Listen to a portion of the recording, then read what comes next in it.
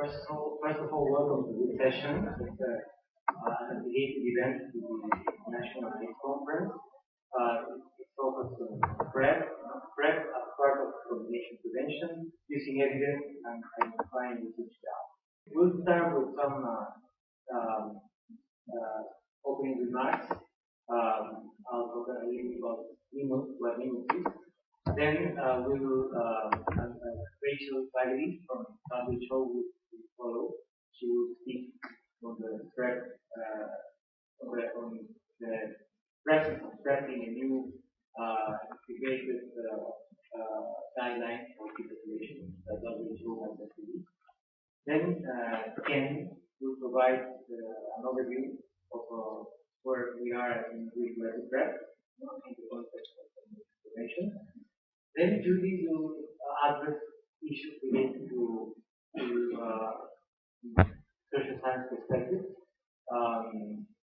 social and political science, where we are, what kind of things have emerged since PrEP became the topic of discussion and potentially useful intervention, or became an object of research, you could say. What has today in terms of concerns among communities and problematic people. Then we'll have Jim Rooney presenting on rural access for PrEP outside the US, plans and perspectives. Definitely this is a very important topic in any discussion related to PrEP, because we're talking about not only availability, but also cost of affordability, and that has a lot to do with that is a key element in any future plan for PrEP rollout.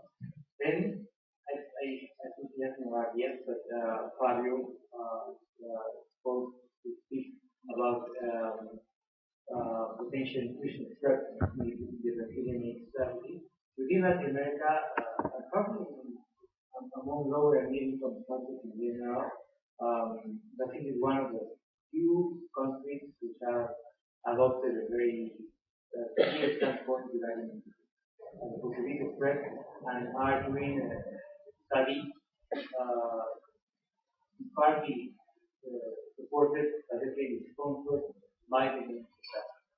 And finally, we'll have a quick discussion about potential perspective, local perspective from PrEP from three countries, India, and Australia, by Dr.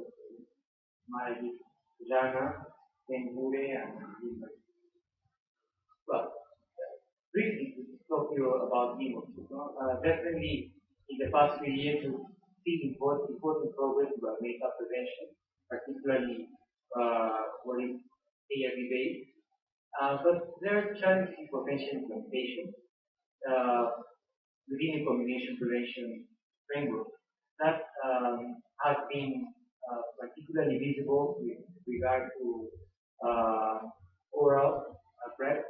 Topical PrEP is still growing, or we have topical PrEP, but it hasn't become broadly used. And PrEP has also remained at a low level of implementation. There is a need for multidisciplinary research to understand the best way to use these strategies. And this is actually a good opportunity to spread that I particularly believe that we have to engage all disciplines in a multidisciplinary dialogue, and this is more important than ever. And I guess if we are part of a biomedical research group, we have to make sure that other disciplines and professionals have a space to express their views, because that's the space for sharing fundamentally in creating authentic knowledge. And then finally, we recognize the need for coordination and expansion among stakeholders globally and locally. Definitely one of the first moments where we envisioned the idea of some kind of network, which is in a way space for knowledge management, was in a meeting in Geneva 2 years ago, a meeting in Netflix, where the colleagues from the team asked about the possibility of continuing the discussion to be. They saw a place for ARV-based prevention in Brazil. I think they felt they need a space for us to continue to discuss to change ideas with others. So we started to think that some kind of networking effort might be the response to that. So, well, some initial discussions took place in Florida, in Atlanta, 2013. And then, with some support from WHO, we started with funds from the Bill and Melinda Gates Foundation. There were some activities at the Kuala Lumpur conference last year and also at the ASH conference in Paris. There was an exception report.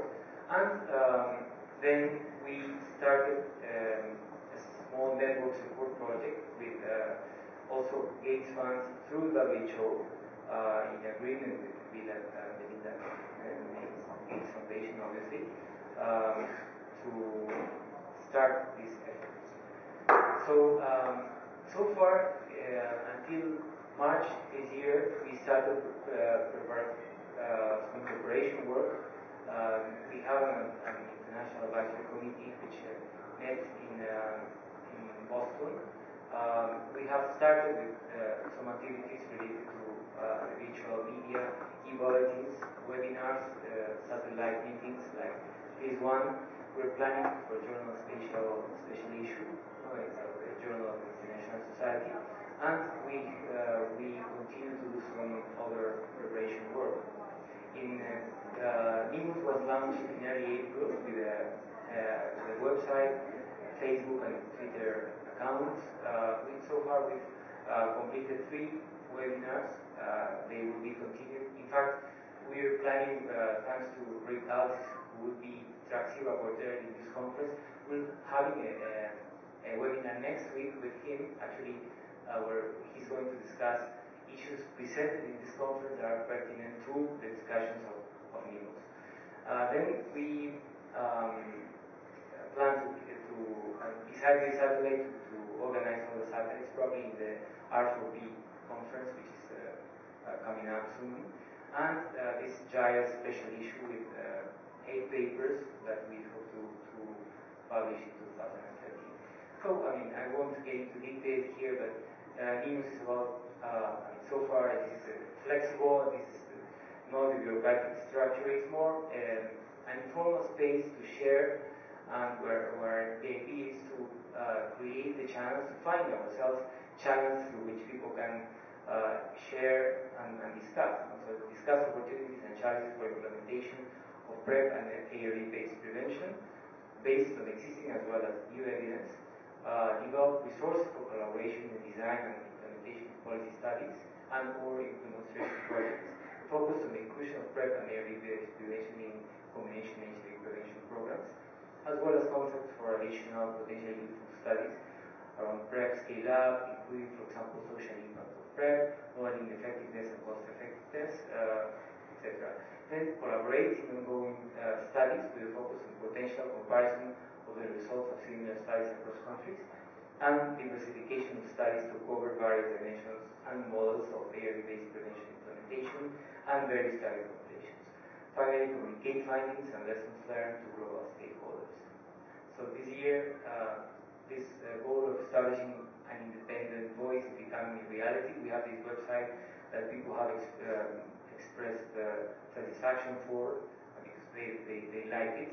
We have a main list, Twitter account, a Facebook account. We hope not to be bombarding people too much. It tends to happen, so we'll moderate that. I mean, we'll find our equilibrium. A bi-monthly newsletter, and then through the which is disseminated to the mailing list and on the website. We are establishing a network through registration on the website, but as typical, people prefer to be included in the list and they can disaffiliate themselves. I mean, we're playing with that because for people it ends up being more comfortable. They have told us Then the idea, for example, the special issues is to contribute to research agenda. What is missing in terms of moving forward? Not, I wouldn't say implementation, because all these strategies may or may not be relevant or useful in certain places. We don't assume that everything is useful everywhere, but probably part of the studies, for example, I think for the case of Peru, was Tim, who is sitting here, Tim Hallett, and the group at Imperial, together with the Gladstone group and ourselves, leading for the case of MSM in Peru was useful, because it was a large modeling exercise contemplating several scenarios to see to what extent adding a PrEP component would make a difference in terms of an integrated strategy of combination prevention. Meaning not that each person would use a number of prevention strategies, but that the program would be set up to offer different needs to different people. So finally, we, in terms of promoting specialized exchanges, this satellite session is one of those bases, and we plan to do that in other conferences, including the webinars too. Probably if somebody wants to pose a question or to discuss a protocol, that would be done through a webinar, no? Or through an online discussion too. That's something we're contemplating. We're not limiting the webinars to Spanish, to English. We have done that in Spanish. We plan to do that in Portuguese and in French. And if other people would like webinars to be conducted in Chinese or in Arabic or in other languages, Tamil, I don't know. We could. I mean, initiatives are welcome. This is the International Advisory Committee. There is a broad in terms of nationality and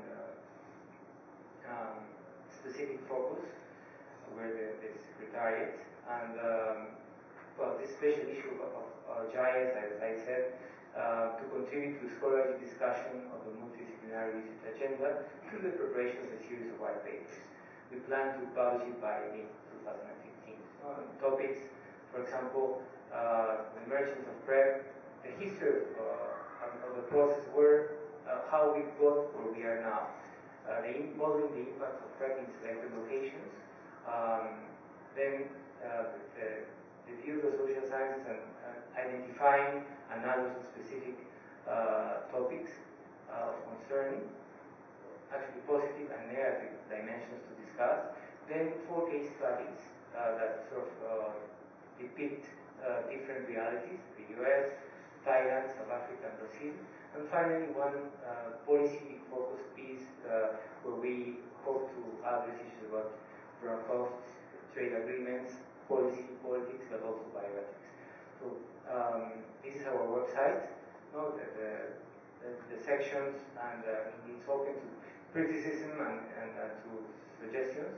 Anything that you would like to recommend.